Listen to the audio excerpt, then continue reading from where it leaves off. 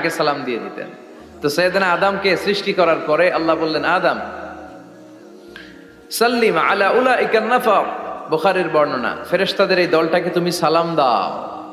সাইয়েদনা আদম আলাইহিস সালাম অহংকার করেন নাই, তিনি বলেন নাই যে কেন দিব, ফেরেশতারে বলেন না আমারে দিতে, এটা বলছে না, উনি সালাম দিলেন। ফলে ওনার অন্তর থেকে অহংকার মুক্ত করে দিল কে? আল্লাহ। বিশ্বনবী বলেছেন, আল বাদিউ বিস সালামি বারিউম মিনাল কিবর, আগে আগে যে সালাম দিয়ে দেয় আল্লাহ তার অন্তর থেকে অহংকার তুলে নেয়।